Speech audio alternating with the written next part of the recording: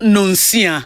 Peace 104.3 FM Suni Ghana de Shimaima Mimamunyi na ajo Ebran son sa me de Ghana this week ebremo Kasie boy assign am okay 101.7 FM so NIT 100.9 wo Kumasia e hello 101.5 radio stations so mo fa ye kasie boy wo Ghana hane ama hodo so bebro wo ha ye social media platforms ahodo edi ahim edi adencheche emu ba ko e Facebook live no e Peace 104.3 FM Facebook Live Peace 104.3 FM YouTube Despitemedia YouTube so Despitemedia JM Ado and Sons for Budgies Organic Apple Cider Vinegar our dear bedja so manfo agye atomu sa wo de kakra so nsum na sa wono mu a wo so na pese so tie timi bua wo fo ye kutu ma wo twen na woni padua ye kama no wo mo bo michido me nanumre yi wo wasande 1 + 400 abedja so ensunsun mu aso to etimi turu nyina se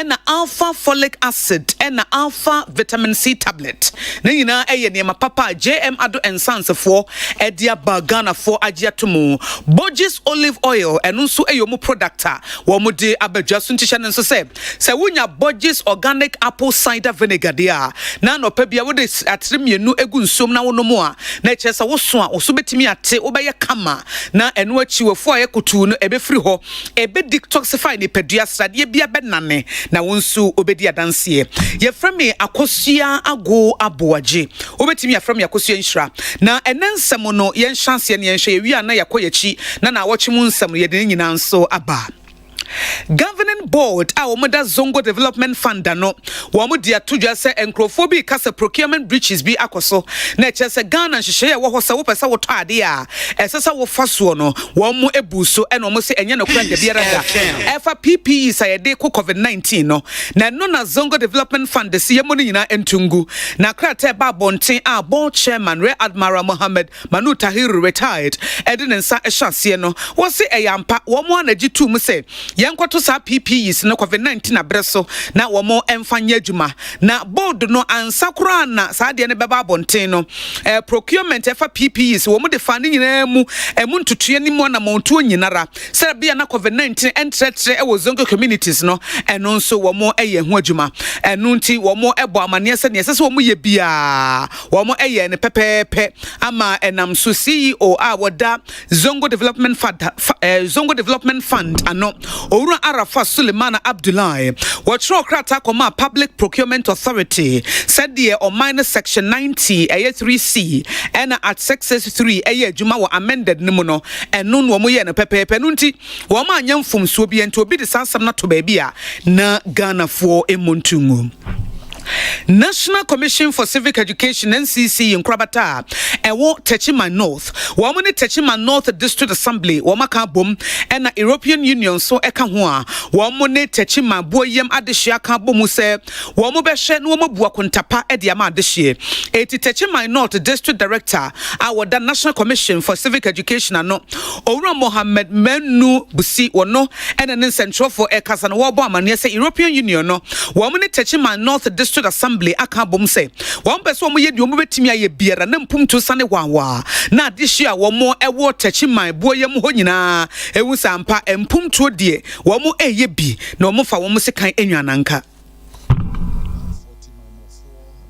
Kandi form pedi form di omo so no mo nkita hodie a edi mpuntu oba meje se sa djuma die European Union for na omo ahyehe omo de djuma die bia ba ye friend no say accountability rule of law anti-corruption project I have channel tie ka say Arab project no na de sa social auditing yaba na social auditing no ye kwan ba akoso a ye de nya amamuo pa ene say etimamofo no be do omo akandifo anampedefo no accountable Wey eye Owura Mohammed Menu Busia wono ena ye Techima North District Director National Commission for Civic Education NCC na continue Techima Boyem Traditional Council na okochire dom ampoma wotoso mienu edito abayanim se womra Techima Boyem ho meye wo momoa e se akwan a akuafo de wo mfudie faso ne titu koko no sa akwan no enya kura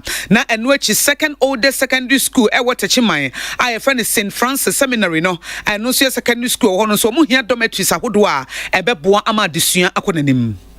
Policy for a kakra wo krom ha na yɛbɛboa wɔn na ɔmo benya asomdwe de atena se na boa yɛn ama sɛbe an robbery for ɔmo attack yɛn ɛwɔ yɛn kwan so no ɔmo betumi ama saa nneɛma na akɔfam ɛde ama yɛn mra yɛyɛ deɛ no yɛni da kwan sɛ aban so through the district assembly kakra ɔmo so betumi ayɛ de support yɛn no ɔmo de bɛba health center wo krom ha nya aban na besi ma yɛn ɛyɛ yɛn communal spirit through well vision ɛna yɛsi yɛ saa ɛna yɛ schools ne yɛn police station so this year twin Safra Banks and Kanka, ye school no secondary school or St. Francis Seminary and Senior High School no. On my boy, ye here dormitory, ye here assembly hall, and classroom blocks. Send your bear school no ebi to me jina. Nana okochire dom ampoma wotosum no eye kontihene e wotachima boyem traditional council and yeti nene no.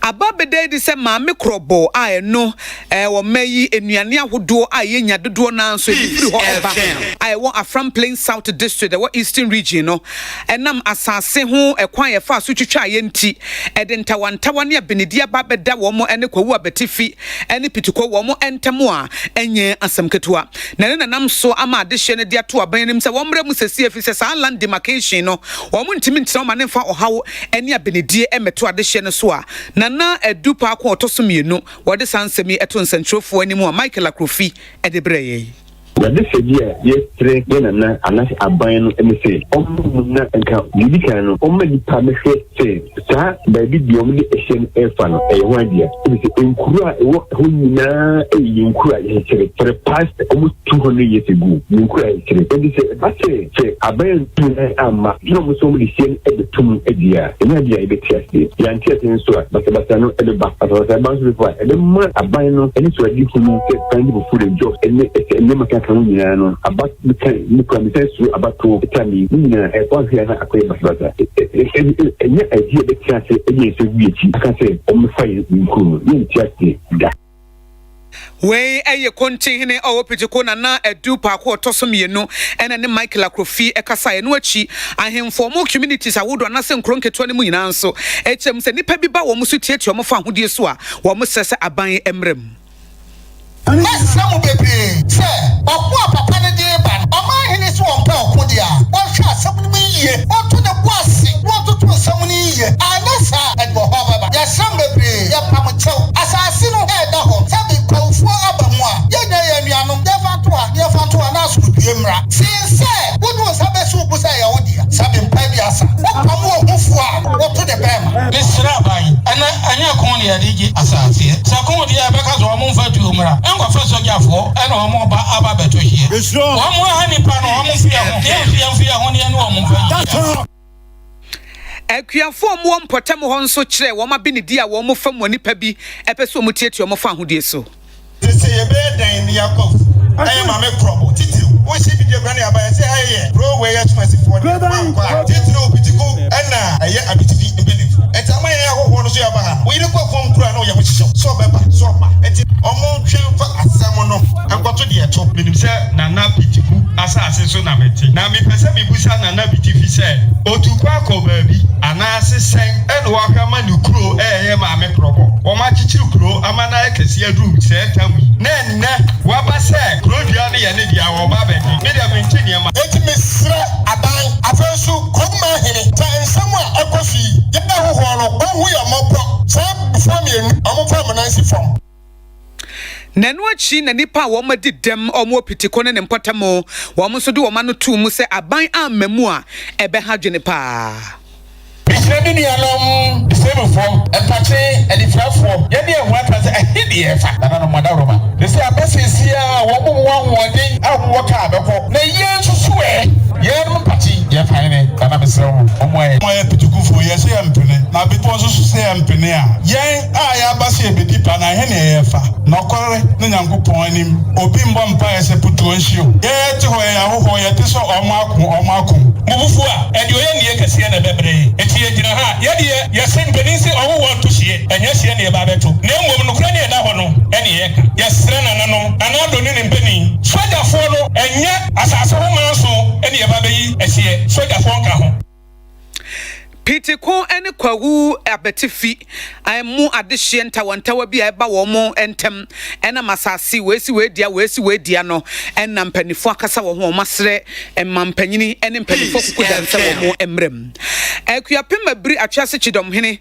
a wo ye CEO edema Jecon Construction and Petroleum na opare kwafo wo de ato nanan mahemfo badwa se aban eye na fam die biara de apagya ngomasua eti obese wo mo adasa akwansidi a etoda bia eba ngomasuemu no eni kwanse eje ne nyina bo aban so wo mo so nsore waka na wo munye hu bibi na emoa na opare kwafo echem se aban ye de obetimi aye bia eti aban ye na de aye na famu de no na echese na nanu ahemfo badwa nso wasede bia wo betimi aye ede abo aban chidom wo sanso aye board member akuapem Ebri Presbyterian Secondary Technical School I friend Ebri Sectech na ebra wo de sansemi etudwa no wo kiremu se wo hwenkitanwudi a ekoso mpomtuo aban ede bano a na nanom ahemfo badwa nso betimi de wo mo na asimbi na aboa ama ade na awie mu die na wo kiremu se sukuu yi wo mo nyina gira wo mo na so wo ye de wo betimi aye biara na enso na hu behia se na nanom nso de wo mo hu hyemu na boa ema nisode hunu ba mu pepepe wo ye board member na wo sanso gira mu ma Ebri hene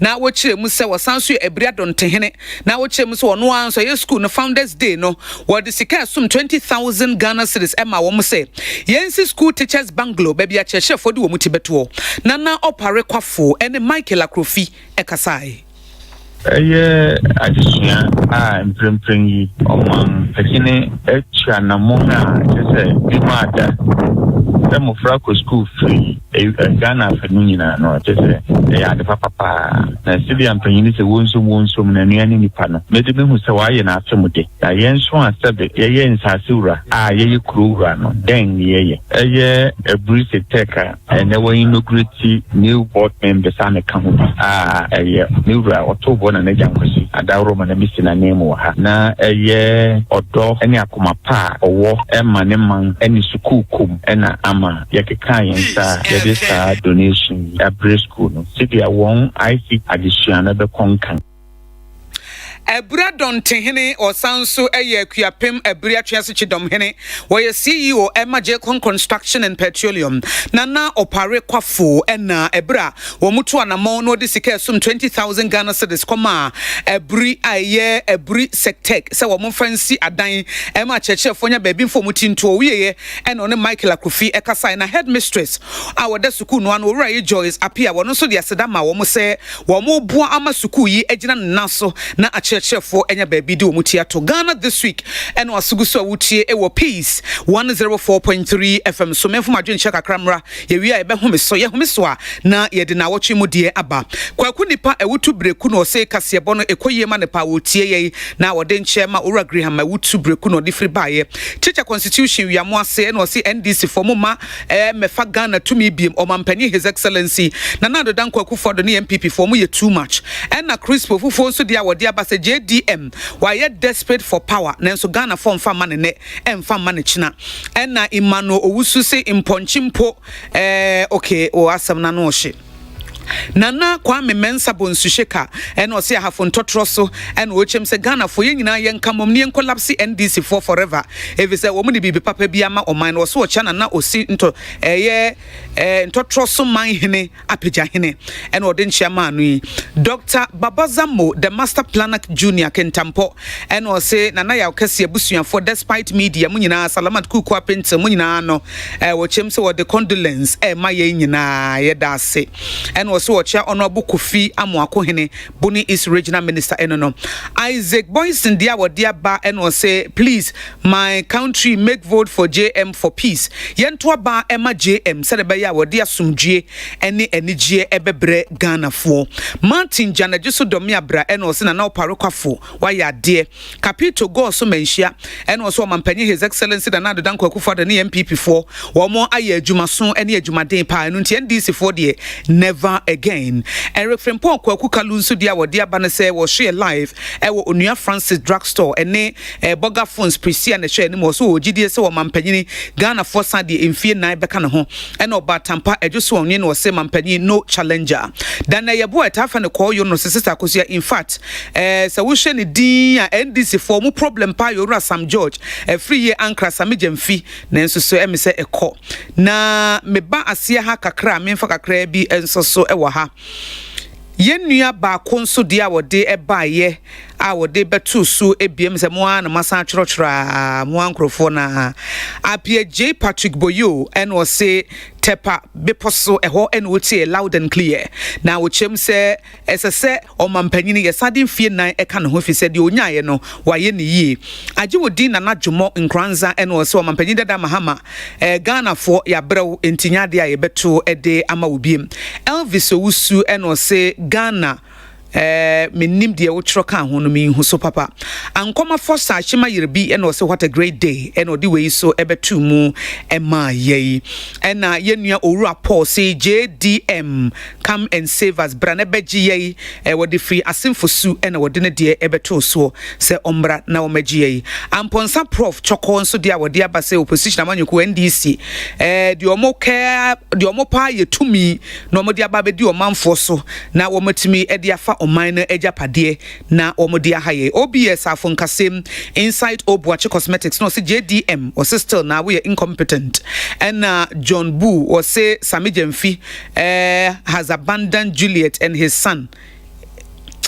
Oh, Emmanuel Owusu or see who is Papa Pano Jima Ebenezer and was say Asante Achem Agogo see Peace FM no size was say I really want to know when is Ghanaian government going to pay 216 teacher legacy arrears next 2016 was teachers legacy arrears be eke mudabeni betua and the Staifa was MPP government all the way Owusu Augustine was a former for Nana Isa Abubakar was Mahama fa MPP you talk too much I kiss me Ebenezer Japan Seshibakwai and was say MPP for more constructed kwan kra mpo a mo belusu elections yi etimo pa the road should be gold moma ne ye gold mpo a Ghana for beto de tiamo and Joseph Echan say no slay queen kin okay and Boache Samuel say or Chia Ghana community please assistant for their diligent they keep the old can say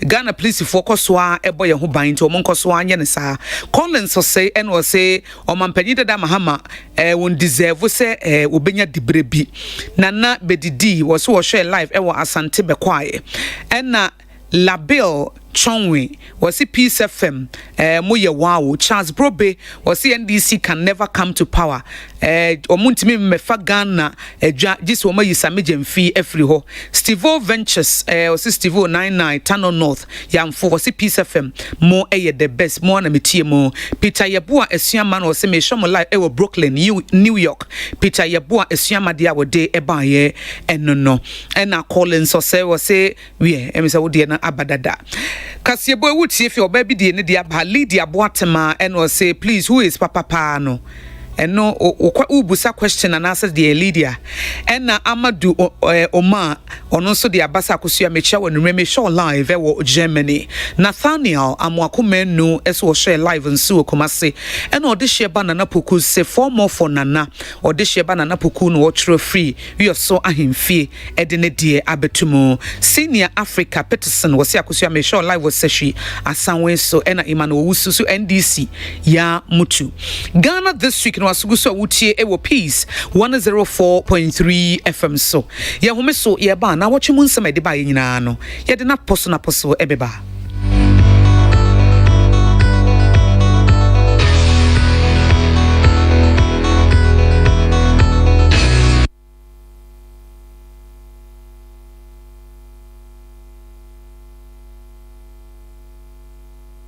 Tune it in. Turn it up.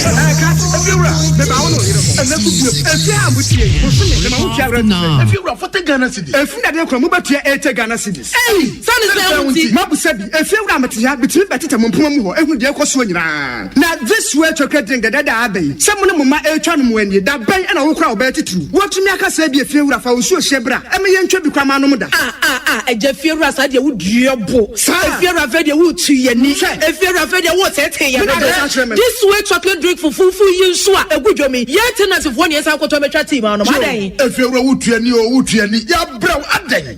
Now this way chocolate drink, no sugar and that sugar womb. And then once one was here. And you hear any social. Now, I'm a peppy, I'm sure so sugar cap from the family or I shall say, Bia, who from me to this way, such as Bakumpo. I go more chatty, I'm a man. Maybe that. If you're a sadia, yet, this way chocolate drink, a Busso supermarket, or can see John filling stations and the shops, and no one to Yamati Busi, and the Shianian Sound Koto, and Metati Maunum. Hey, if you're a baby, Fufu Valanda Swa, would you wait? Yes, I am, woman out the Kutukum. You could this way chocolate drink and so swap. If you were in your debut, sir, we shall see. Achia, Yabre, Yabako. FDA, I just said, you didn't crack to much to say a ye.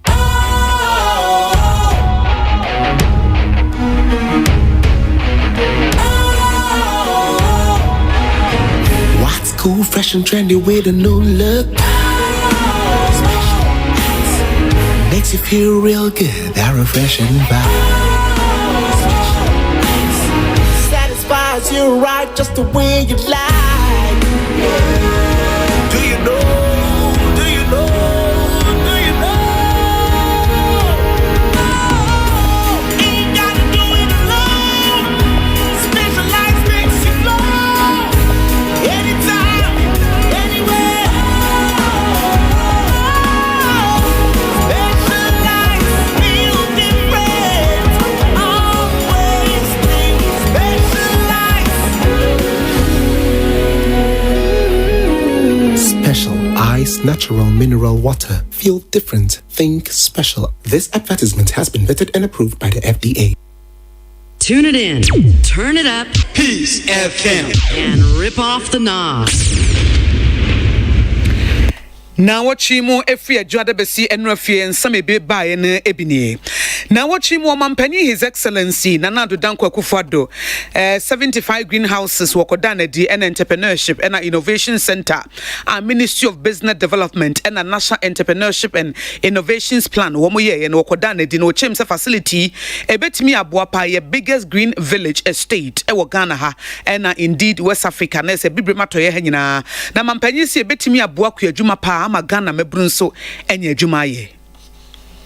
We're told by the data that some 250,000 young men and women graduate from our tertiary educational institutions annually, with only 2% being absorbed in the formal sector, while the remaining 98% seek employment in the informal sector or remain unemployed. Our pastoral response to this has been the establishment of the Nation Builders Corps, NABCO, which has provided jobs for 100,000 unemployed graduates. We are on course to remedying the situation more permanently and creating greater opportunities for the youth by building a strong and resilient economy with a focus on diversifying Ghanaian agriculture, adopting value addition activities, and promoting industrialization with digital services, which are the driving forces for innovation, higher productivity levels, and job creation. The World Bank estimates that agriculture and agribusiness together could command a $1 trillion United States dollar presence in Africa's continental economy by the year 2030.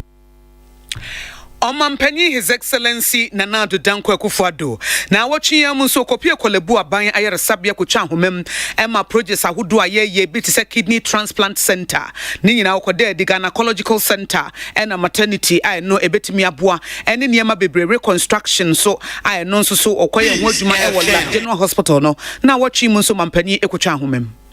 Commencement of work on these two projects, in addition to the reactivation of construction work on the abandoned 750-bed maternity and children's block at the Komfo-Anokye Teaching Hospital in Kumasi, will significantly reduce maternal and neonatal mortality rates in our country. They are also further testimony to the commitment of government to improve our country's health care infrastructure and move us steadily towards the goal of achieving universal health coverage for all. Kolebu, over its 97 years of existence, has served as a center of excellence in teaching, research, and the provision of high-level specialized healthcare services to Ghanaians and to persons from beyond our shore. Enwechi mampanyi kopie la General Hospital okotwa ahomam ama wo so project a reconstruction project wo ya redevelopment project no eno so wo de we atudwa. The Honorable Kwaku Member of Parliament for Domal Central, for the diligence and effort in helping to ensure the takeoff of this project. This redevelopment project has been occasioned by a report from the Ghana Health Service, which indicated the 5-story structure of the hospital had developed gaping cracks, which made the facility unfit for use. Furthermore, the unplanned nature of the entire hospital campus required that it be reorganized so that it can function efficiently as a 21st century hospital, which will serve the needs of residents of La and its adjoining communities. As you may know, government's policy of achieving universal health coverage for all demands that we guarantee access to decent health care for every Ghanaian, no matter where they live. Omampanyi His Excellency Nana Dudankwa Akufo-Addo we was so for shempom dinsem so Honorable Kwaku Agyeman menu so the way etoso. But in the midst of all the bumpiness, we have today landed safely to cut the sword for yet another groundbreaking project. To talk about vision, let me give you this example. The Urology and Nephrology Center had been on the drawing board for some time now under a funding arrangement that was never seeing the light of day. When the government took over the reins of governance in 2017, we looked at the options available in terms of funding, but we had to change the structure. And today, what has been on the drawing board since 2009 is now becoming a reality. I joined when we were talking about PPP arrangements. They have done numbers. And I very much remember one meeting we had at Cleaver House. That day, it's like I had moved from the position of health to finance. On swan for wo shempom dinsem so Honorable Kwaku Agyeman menu na yete se wono so edene de to so no. Omampanyina bedi echire His Excellency Alhaji Dr. Mahmoud Bawumia edi atudwa se afi 2020 na botane se a year of roads was COVID-19 ba ye nyina echi no se nsuade hunu no de wo mu nyan to na enyan ento chena akwan no wo mo beye. Accra Temamoto Way interchange phase 1 which has been completed. The Pokwasi interchange. The Pokwasi interchange is the first 4-tier interchange in West Africa, and it is 75% complete. Inshallah, it will be open before the end of this year. Third is the Tamale interchange, the first interchange in any of the 5 northern regions. It's a historic interchange, the first in the northern region, currently 44% complete.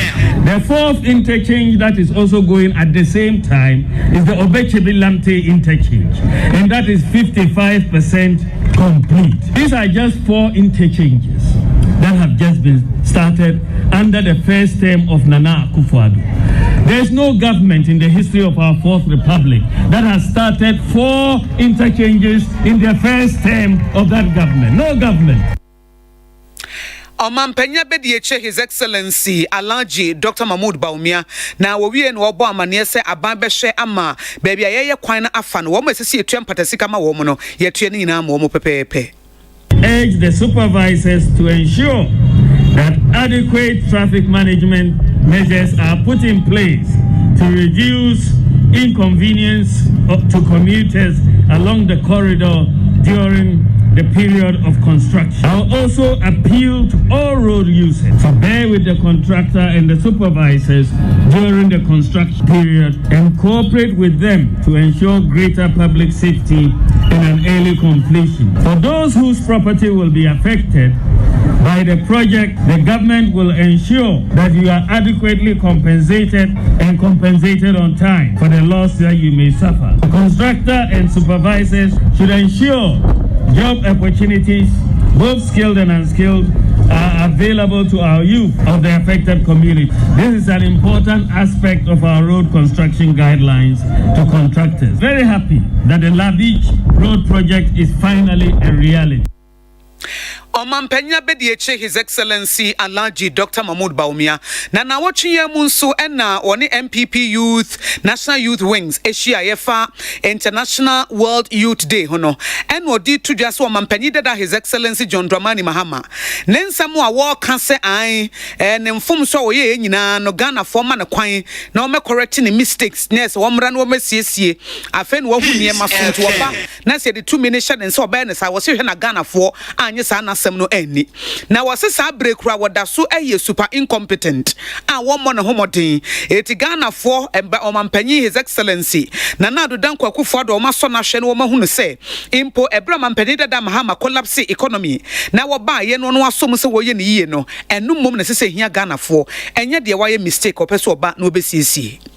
You really, after some time, you even wonder whether he has been in office before. You think that is new. This is a new person. But former President Mahama is not a new quantity. He is a known quantity who has been in office for 8 years as Vice President and President. What the youth of this country should ask is, what did John Mahama do for the youth in 8 years of government? Did he create jobs? Did his government maintain teacher training allowance? Did his government maintain nursing training allowance? Did his government maintain the Arabic teachers allowance? Did his government abolish utility bills for tertiary? Did his government implement one district, one factory? Did his government revive Anglo Gold Ashanti? Did his government start the process of adding value to our bauxite? Did he start the process of adding value to our iron and steel? Did he establish the Dongo Development Fund? Did his government have a program for agriculture apart from guinea fowl, electricity prices? Did his government provide free water? Did he provide free SHS? Promises are one thing, but deed and action are another. Actions speak louder than words. And John Mahama's record of incompetence has already spoken very loudly. Na obewie no se Ghana for besemu ada se o mampanyi na wotie adwa so His Excellency Nana Addo Dankwa Akufo-Addo wo monta na chi no mfanse sapapa emre Ghana for. President Nana Addo Dankwa Akufo-Addo has demonstrated an understanding of the issues faced by the youth and has done something about it. Inshallah, his second term in office will be transformational for this country, with the youth at the center of that transformation. Omampanyina Bedieche His Excellency Alaji Dr. Mahmoud Baumia. Abejafo a ehwa bato so the Electoral Commission so na watching mu bu akonta efa wo mu dwumedie ho na wo mu kire mu se wo mu hwa wo mu abo mo homodin wo mu wie wo mu aye na esese wo mu ye biara na Ghana fo mu kire mu din eye 16,963,306 na chairperson Emma Abejafo ehwa bato so the Electoral Commission Mami Jen Mensa ono nso so bo Ghana fo abaso so mu nyina ebochi ene trada ko kire wo mu din wo kire mu se Ghana fo ayade pa. The main registration exercise and mop-up exercise ended successfully on Sunday, the 9th of August 2020. From the very onset, the Commission was determined to ensure that no eligible voter was left out of the process. We are pleased to say that the exercise was inclusive, participatory, orderly, and peaceful. Ghanaians came out in their numbers to register, and we commend all of you highly for your interest and participation, which made the exercise a success. We Mami Jen Mensa. Now what you say a ma wo mu kiro mu din 51.73%. I know HSN emano wo mo edoso. At the end of the registration exercise, our statistics show that 8,775,609 women had registered, compared to 8,187,689 men who had also registered in the process. Women made up 51.73% of the register, whilst men contributed and made up 48.27% of the register. na no na woche mu say Upper East region wo mu na record the highest number of female registrants na say ma wo mu chiro mu din no dodo na afiri ho ye 54.6% and Western region so and na emema dodo na so chiro mu din na 51.2%. The Upper East region recorded the highest number of female registrants per population with 54.6%, and the Western region had the highest number of male registrants per population with 51.2%. Mami Jemensa ebewie kura no se Ghana fo a wo mo ebechiro mu di wo mo de Ghana card buy no na eye 60.09% o hanchemu eduosia echi pohwe ne nkono wo mo na ebechiro na wo mo nso mo de passport buy no na eno nsusu no ejina 1.92% a wo mo so a guarantors ahodo begina mo mo no eye 37.99%. Out of the over 16 million persons who registered at the end of the exercise, 60.09% of citizens used the Ghana card, 37.99% registered through the guarantor system, and 1.92% registered with their passport. The region with the highest number of persons who use the Ghana card is the OT region, where 79.1% of the registered population presented the Ghana card. They were followed by the Eastern region, where 78.5% of applicants presented the Ghana card. The Western North region came third, with 76.9% of the registered population presenting Ghana card. Regarding the use of the guarantor system, the Bodo East region recorded the highest use of the guarantor system with 58.5% registering through guarantors. They are followed by the Bono region and the Ahafo region. In both regions, 57.7% of the registered population use the guarantor system.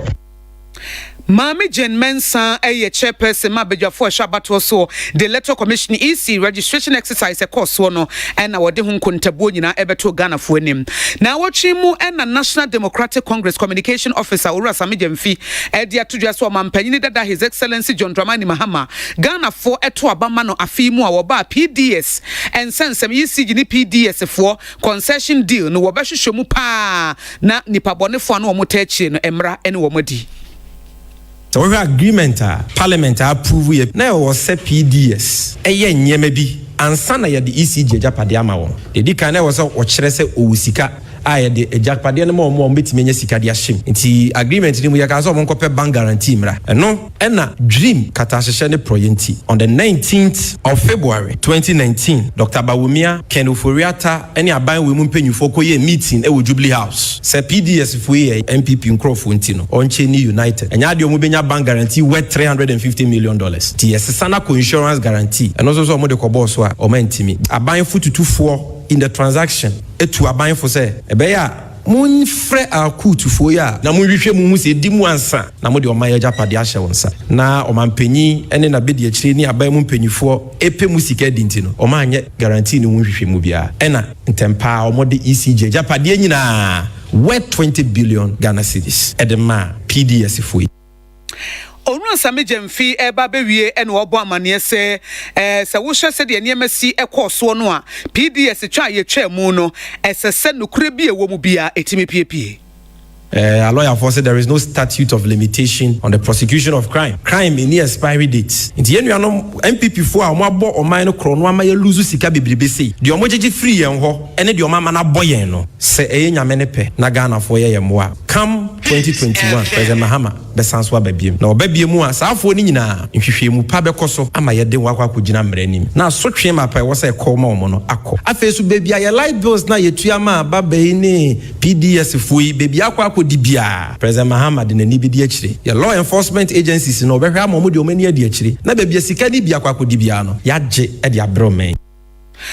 Lawyer Samijemfi and the National Communications Officer Edema NDC Amanyoko na Samane Boy Salamat Kukwa Pencil and na Ede Ebreye.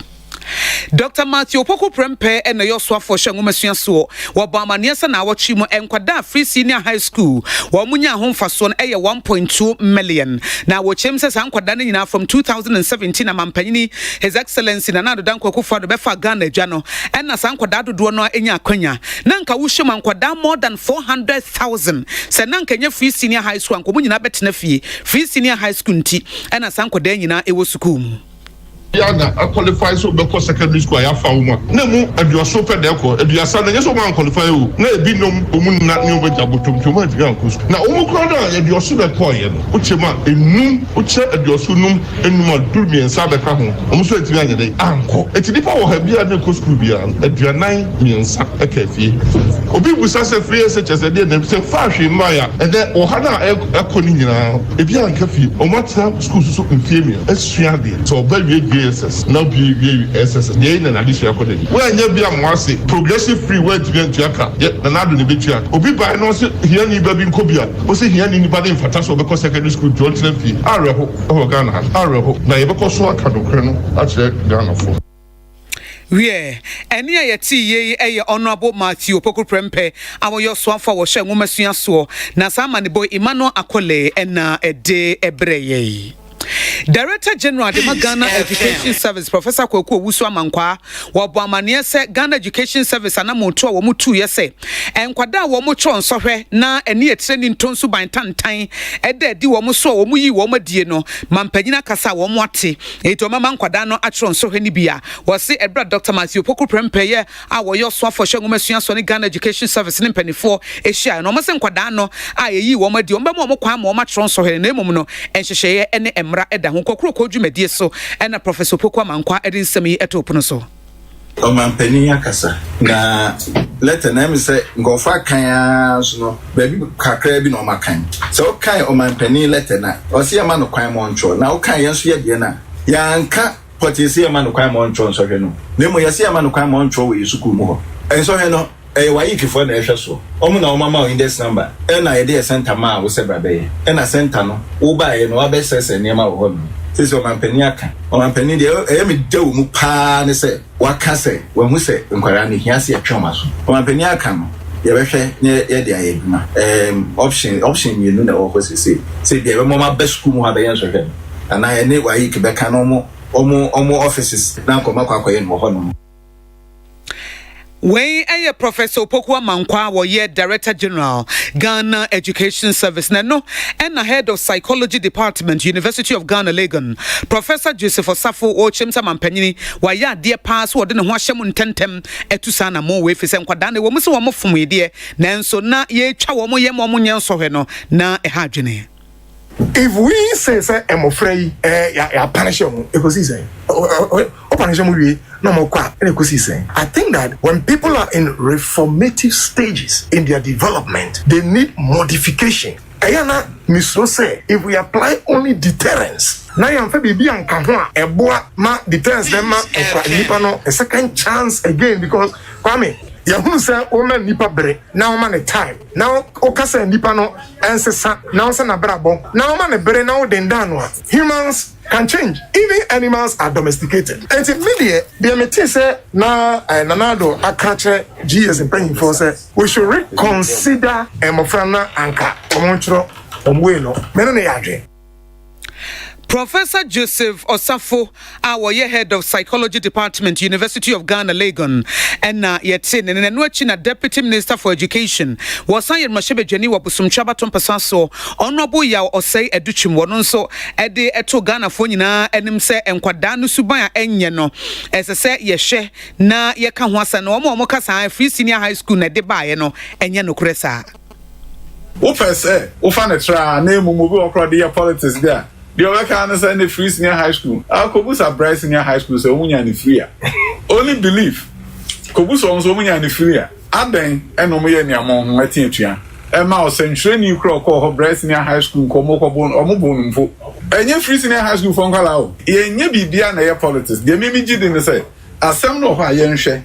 Near share can be fast why you be ye free ho. No minor, ejina ye. And no any idea here. Nemum enye se be fa ne say a free senior high school will be cover by and will come will be pass question will be pass question asebe and preduasan wa boa no won ha no nemum sakwala na ntia se entity pa na se de ba na wetimi tia Honorable Yao Osei Educhum, a Deputy Minister of Education, and Oyemrashebejani Wabusum Chabaton Pesaswo, and Ononso Yeti Neneno. Emrashebeja Aje loan and contract agreement a sum $86.1 million atum, said a beya ebetimi ediatoto armored vehicles, any ammunitions, ede ama government of Ghana, Ghana Armed Forces, Wamudia Juma Afa Omeye Bamba Hunsem. Now, Wamuchem says our loan agreement, between government of Ghana and Israeli discount bank and Womo and Ebabeshe Amasejumedi Edimo. Happening within the region, their ultimate aim is to get access to the sea so they could actually promote their nefarious activities. Mr. Speaker, I had an opportunity of going to our northern neighbors, Burkina Faso, sometime last year, and it was instructive to learn that in a country like Burkina Faso, about half of the nation was not under the central government because of the activities of terrorists and other outlawed organizations. I continue to urge us that being a security matter, we go and we actually discuss what needs to be discussed in plenary and other issues will have to be taken on the other level.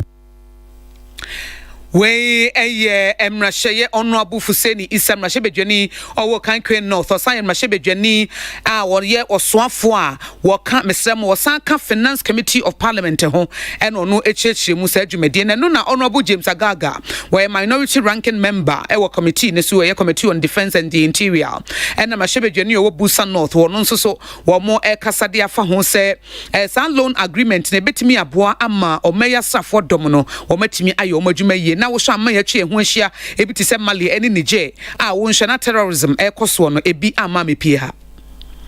Defend the territorial integrity of our country, especially at a time when there are several emerging threats such as terrorism and so on and so forth. And so, Mr. Speaker, the procurement that is about to be made, I believe, is in the best interest of our country. But we need to take the value for money issue very, very seriously. The armed forces intend to establish new units. They made it very clear that a new armored unit is going to be established and training school is going to be established at Sunyani, and another one of those would also be established in the northern region in Tamale. That makes it very compelling for them to acquire the new armored vehicles they are talking about to start those new units.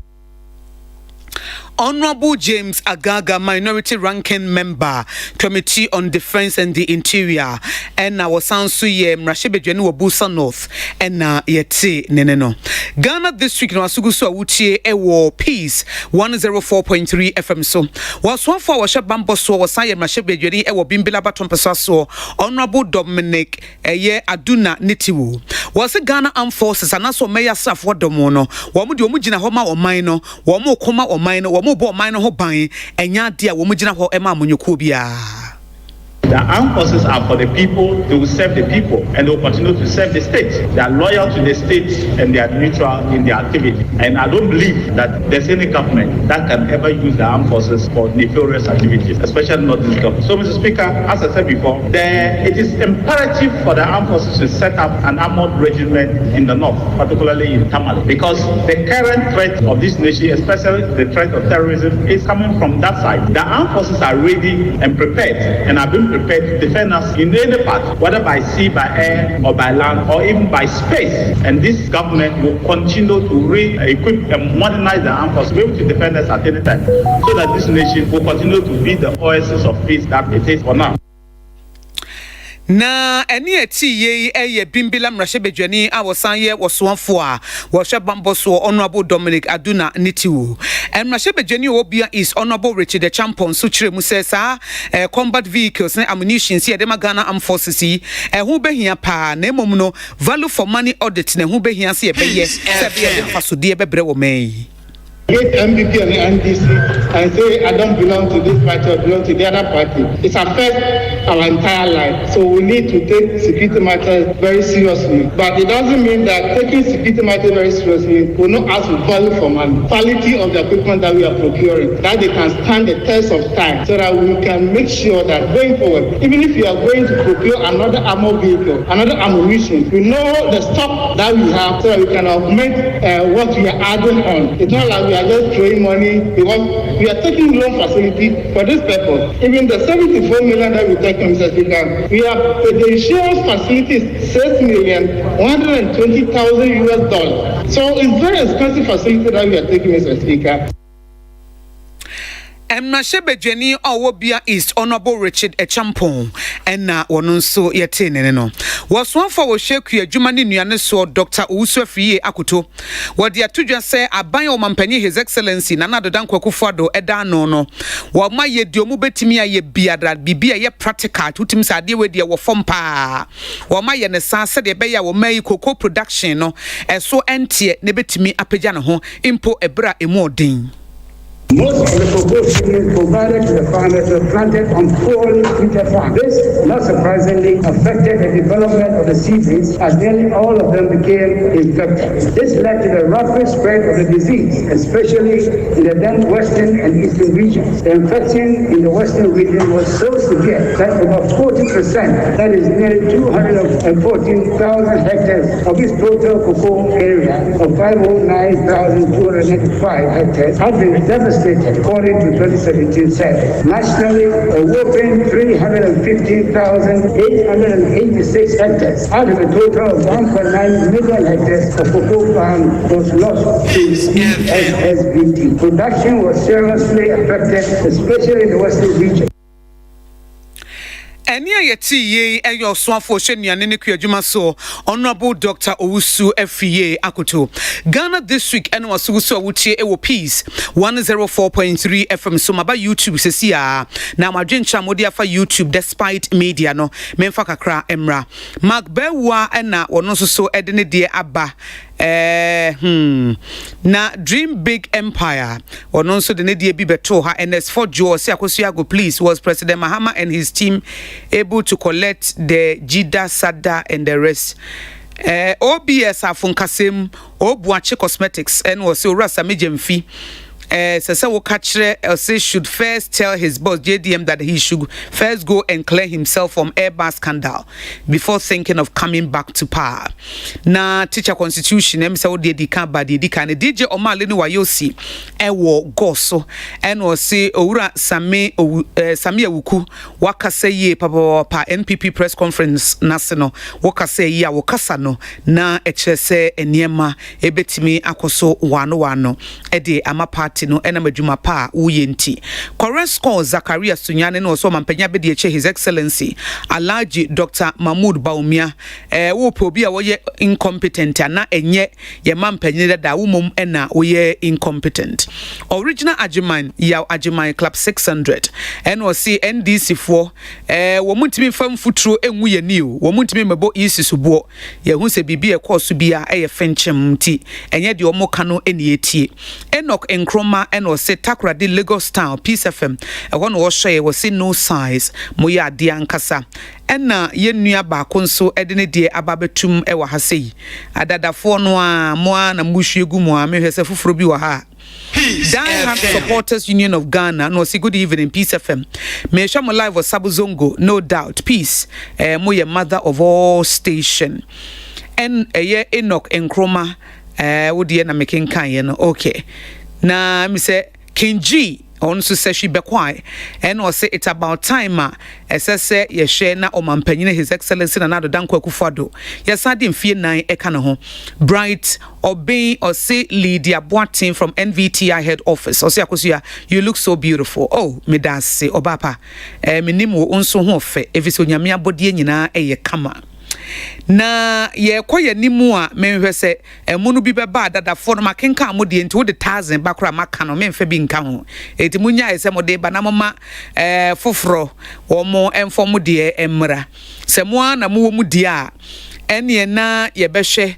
na said ye Ghana this week ye no na ye ho adwuma bibia kama ye the voice of the week ebremo kama no mem ye de beba sisi a na emom no memfa Facebook dear kakra emra Isaac Kenenson and was NDC no for more for nana usu ensro tepa was Ghanaians yam forgeti NDC kura na emwa yen nana ya wasante and was for more for nana and I obeti gum ya bre Osi good evening Peace FM.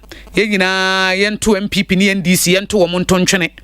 Na Ghana Union Movement ubeti gum ya breno yenkofe no. Efise no nebeboa na no wusu OPD sunyane. Wose microfinance were established and collapsed under JDM. Ne nyina se na system no eye weak intia. Enti DKM for customers no wentimi entua ewo sunyane eno eye nanadia wo de bai. Nana Kwame frames eno se seshi akontomra. Wose nanado you do all koswa eko anim bright. Boatin chefo plaso. Wose Ghana for ye beto aba na dia ma mampanyi His Excellency Nanado Danko Akufo-Addo na ono ena oka se ye nso ne nhwe na mpa wachire se adwuma no obetimi aye ena waye ne pepepe ama eniema nyina nso etimi edimo kama ama ye. Azari Enoch osi akosia you look nice this evening Matiheli Selassie and o say JDM maminka bibi nchira wo presidency na enye waye of deck na wachiro na wasan kwa kuchiro bim capital go so mention no NDC can do or say whatever they like about Nanado nenso MPP aban no enkunimdie ena ebeyo omudia Augustus ewua eno si Peace FM second to none. Happy birthday to myself. Oh ene Augustus ewua happy birthday to you. Yesenya minshirama Augustus. Japan Moses o say akoso you are doing a good job Moses we are more say amena se onyame ene meboafo ne mahoden Jerebel upon Manchester was akosia dwumapa amoye no ene ono nso de abasobo ebreye Yusuf Nana Asamoah and or see if an information minister who has so many skeleton bones in his cupboard can denigrate okay they all can say information minister say wono ankasa ne colleague obetimi aka bibia fa ne ho de a ene de SHS student do wrong by insulting the president. Okay. Yusuf Nana Samoa said the opachira ne say information minister will be a ODSC and now why ye hunu na wobetimi agu ne colleague ani masia. Ene asam kwada no e kasete ya mpanyin a obi antimi emo mo esobo. Ghana this week no wasugu so wutie wo Peace 104.3 FM so ye kam say ye we are Champions League matches no Romeo betna say the live commentary but before that no yenkotie voice of the week. So boy, he going a day with my guys, children going through Accra as you see. I can see you see the background. Yeah, I'm with my boys nets. I say what's up nets? Wow going. Boy, she'll give me a shake. High spirit allergic to be defeated.